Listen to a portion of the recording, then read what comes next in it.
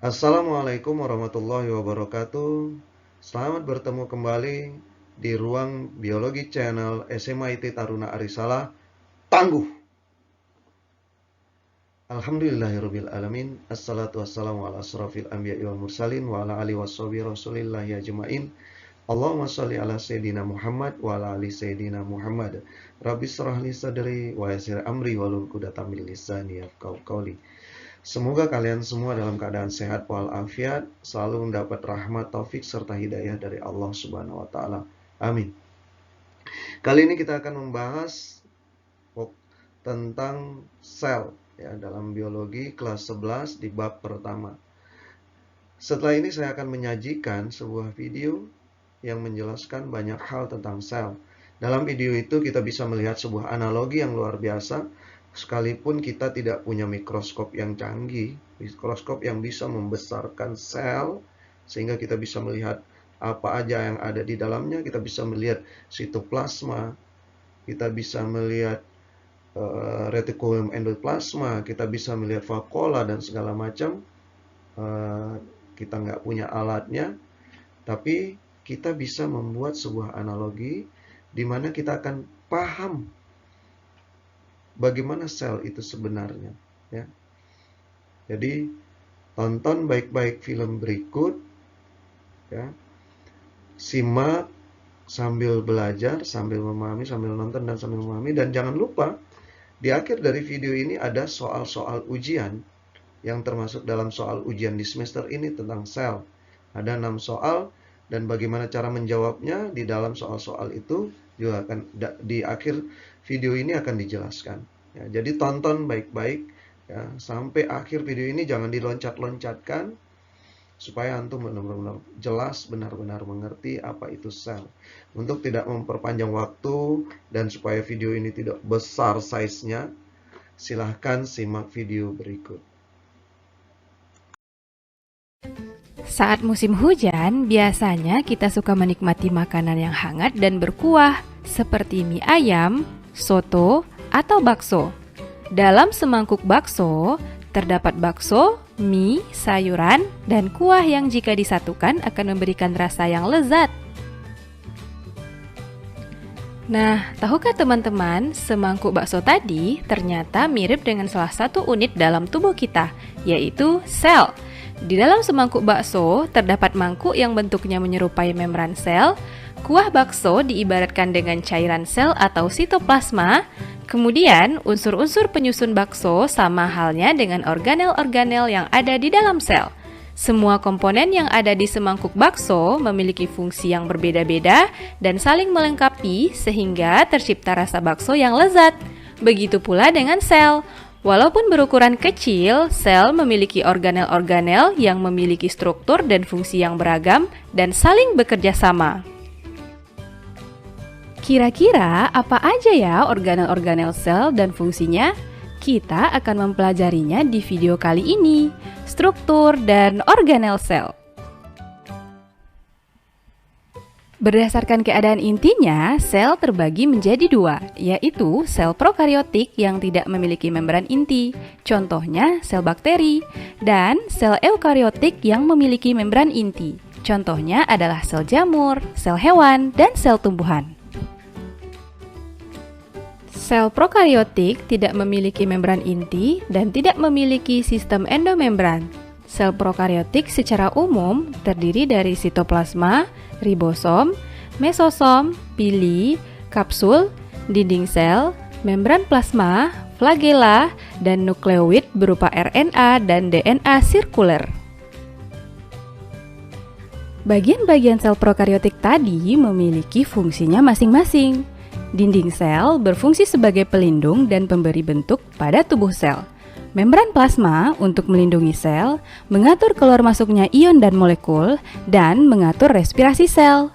Sitoplasma berguna dalam proses pencernaan makanan secara intraseluler dan melakukan proses metabolisme sel. Mesosom berfungsi sebagai penghasil energi, ribosom sebagai tempat berlangsungnya sintesis protein, DNA membawa informasi genetik yang akan diwariskan untuk keturunan, dan RNA untuk membuat kode genetik sesuai DNA dalam bentuk asam amino. Berbeda dengan sel prokariotik, sel eukariotik merupakan sel yang memiliki membran inti dan sistem endomembran. Sel eukariotik memiliki organel-organel sel yang terdiri dari dinding sel, membran plasma, sitoplasma, ribosom, lisosom, sentrosom, retikulum endoplasma, mitokondria, kompleks Golgi, nukleus, dan nukleolus. Sekarang, mari kita bahas bagian-bagian sel, dimulai dari membran plasma ya. Membran plasma memiliki sifat selektif permeabel, yaitu dapat menyeleksi molekul yang masuk ke dalam sel. Membran plasma tersusun atas lipid, protein, dan karbohidrat. Pada membran plasma terdapat fosfolipid bilayer. Fosfolipid terdiri dari lapisan fosfat pada kepala dan lipid pada ekor, berbentuk rangkap dan bersifat fluid atau dapat berubah-ubah bentuk dan posisi.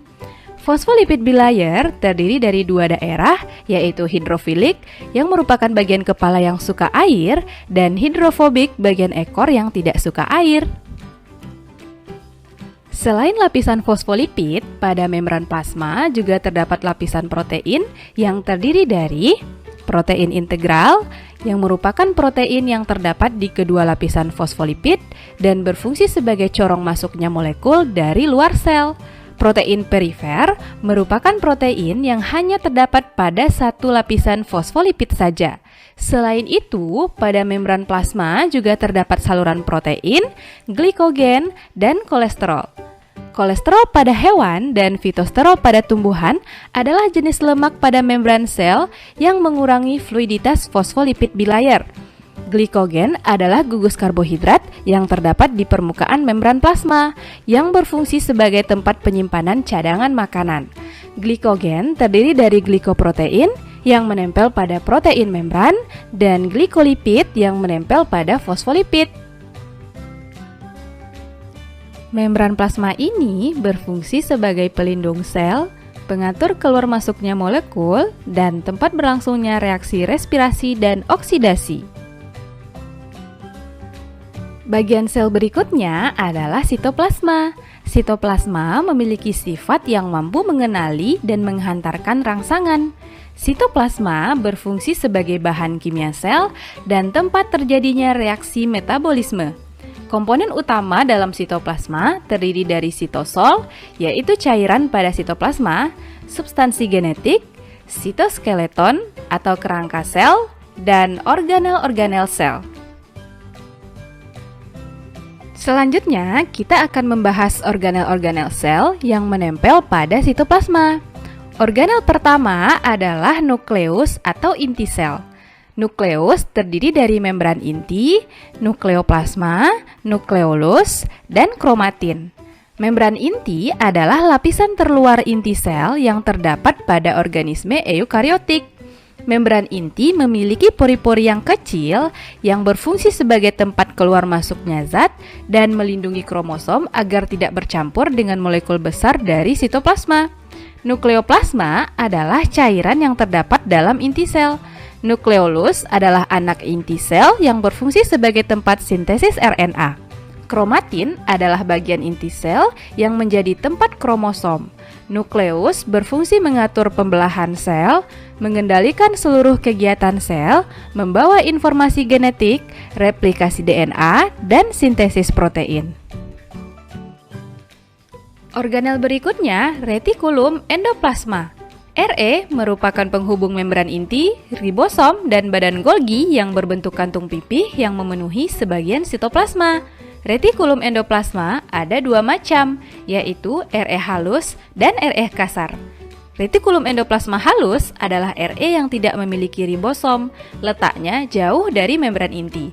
Fungsi dari RE halus adalah sebagai tempat sintesis lemak untuk hormon, metabolisme karbohidrat, penyimpanan kalsium, dan detoksifikasi racun.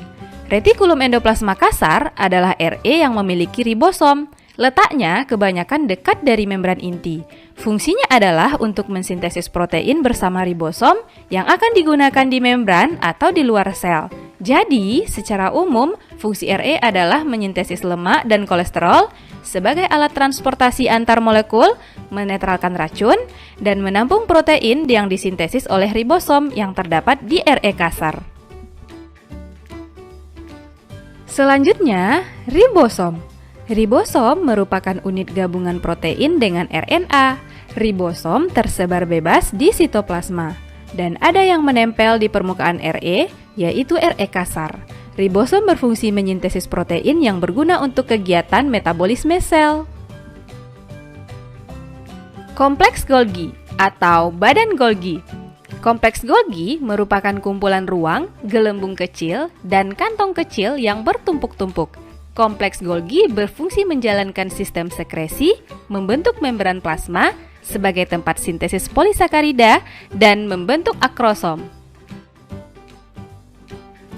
Organel terakhir adalah mitokondria, terdiri dari membran luar, membran dalam yang berfungsi untuk melangsungkan rantai respirasi yang menghasilkan ATP, krista berguna untuk memperluas permukaan membran untuk menyerap oksigen, matriks berfungsi sebagai tempat oksidasi asam lemak, mitokondria atau the powerhouse of cell merupakan penghasil energi dan tempat berlangsungnya respirasi sel.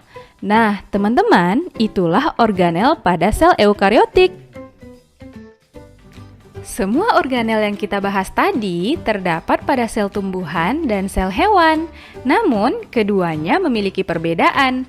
Apa aja ya perbedaannya? Yuk kita bahas lebih lanjut. Pada sel hewan, terdapat organel khusus berupa lisosom, sentriol, dan vakuola yang berukuran kecil. Sedangkan pada sel tumbuhan, memiliki organel khusus berupa kloroplas, dinding sel, dan vakuola yang berukuran besar. Dan beginilah struktur lengkap sel tumbuhan. Terdiri dari dinding sel, plasmodesmata, lamela, protoplasma, peroksisom, badan Golgi, vakuola tengah, sitoskeleton, mitokondria, plastida, kloroplas, RE kasar, RE halus, membran inti, kromatin, dan nukleolus. Sekarang kita bahas organel khusus pada sel tumbuhan. Pertama, dinding sel. Dinding sel memiliki struktur yang terdiri dari dinding primer, dinding sekunder, lamela tengah, dan plasmodesmata. Dinding sel tersusun atas selulosa, hemiselulosa, dan pektin. Selulosa bersifat kaku dan memberi bentuk sel, serta mempertahankan turgiditas sel. Fungsi dari dinding sel antara lain menyokong sel, melindungi selaput plasma, memelihara keseimbangan sel dari tekanan, dan memberi bentuk pada sel. Organel khusus berikutnya, vakuola, merupakan organel sitoplasmik berisi cairan yang dibatasi oleh membran tonoplas. Pada sel tumbuhan yang sudah tua, vakuola tampak berukuran besar dan berisi cadangan makanan serta pigmen. Vakuola terbagi menjadi 3 jenis, yaitu vakuola tengah atau tonoplas, vakuola yang mendominasi sel tumbuhan yang berfungsi sebagai tempat penyimpanan makanan, vakuola makanan, vakuola yang berfungsi sebagai tempat pencernaan, penyimpanan, dan pengedaran makanan, vakuola kontraktil, vakuola berdenyut yang berfungsi sebagai osmoregulator, yaitu pengatur nilai osmotik dalam sel. Secara keseluruhan, vakuola berfungsi sebagai tempat menyimpan zat makanan, penyimpanan pigmen, menyimpan minyak atsiri, memasukkan air melalui tonoplas, dan sebagai tempat penimbunan sisa metabolisme. Organel khusus sel tumbuhan terakhir adalah plastida. Plastida memiliki struktur yang terdiri dari membran luar, membran dalam, grana, dan tilakoid. Plastida merupakan organel bermembran rangkap yang berasal dari perkembangan proplastida di daerah meristematik. Berdasarkan pigmen yang dikandungnya, plastida dibedakan menjadi kloroplas, mengandung klorofil yang berguna sebagai tempat fotosintesis, kromoplas, mengandung pigmen non-fotosintetik yang terdiri dari warna merah, oranye, dan kuning. Leukoplas, pigmen tidak berwarna yang berguna sebagai tempat penyimpanan makanan. Berikutnya, struktur lengkap dari sel hewan. Terdiri dari membran plasma, sentrosom, peroksisom, sitoskeleton, protoplasma, badan Golgi, ribosom, lisosom, mitokondria, kromatin, nukleolus, membran inti, RE kasar, RE halus, dan vakuola kecil. Selanjutnya, kita akan membahas organel khusus pada sel hewan. Organel khusus pertama adalah lisosom. Lisosom merupakan kantong membran yang berisi enzim pencernaan berupa protease, lipase, nuklease, dan fosfatasa. Lisosom memiliki fungsi untuk melakukan pencernaan intrasel, menghancurkan struktur sel yang tidak dikehendaki atau autofag, membebaskan enzim keluar sel atau eksositosis, menghancurkan diri sel atau autolisis. Dan organel khusus kedua adalah sentriol. Sentriol memiliki struktur berbentuk bintang yang berfungsi dalam pembelahan sel baik secara mitosis maupun meiosis. Pada sel hewan juga terdapat sentrosom yang terdiri dari 2 sentriol yang juga berperan dalam pembelahan sel. Nah, sampai di sini teman-teman bisa paham ya?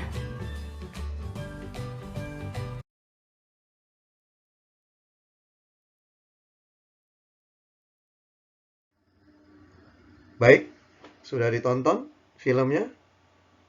Ya, mudah-mudahan dengan film tersebut atau dengan video tersebut kalian bisa memahami banyak tentang sel dan bisa membayangkan, oh seperti ini rupanya sel, ya, yang membentuk tubuh kita, membentuk telinga, membentuk mata, dan semua ini organ-organ yang dibentuk oleh oleh jaringan yang memiliki sistem jaringan, dan jaringan-jaringan tersebut dibentuk oleh sel.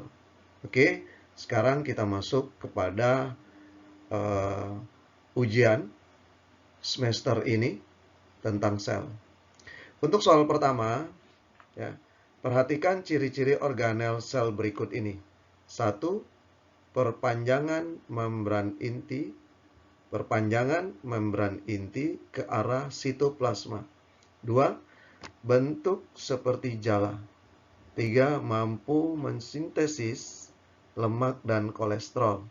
4. Dapat menetralkan racun.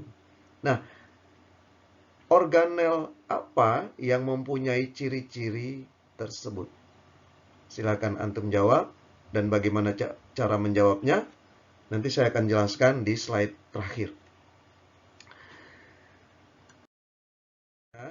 Yaitu, perhatikan gambar sel berikut ini. Dalam sel bakteri tidak terdapat mitokondria. Namun, sel bakteri memiliki organel yang memiliki fungsi seperti mitokondria. Organel sel tersebut ditunjukkan oleh angka. Tinggal pilih angkanya angka berapa. Nanti kalian jawab sebagaimana yang disampaikan dalam soal pertama. Oke, kita lanjut ke. Perhatikan data organel sel berikut ini. 1. Sentriol. 2. Dinding sel. 3. Lisosom. 4. Mitokondria. 5. Kloroplas. 6. Plastida. 7. Vakuola. Bagian-bagian sel yang hanya dimiliki oleh sel hewan ditunjukkan oleh nomor. Ya, kalian tinggal pilih.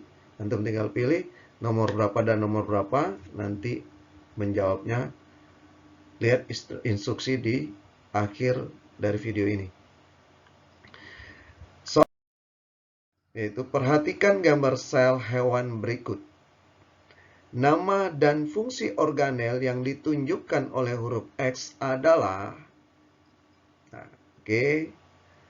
Kita lanjut. Soal. Perhatikan gambar sel, ya. Perhatikan gambar sel tumbuhan berikut. A, B, C, D, E, F, G.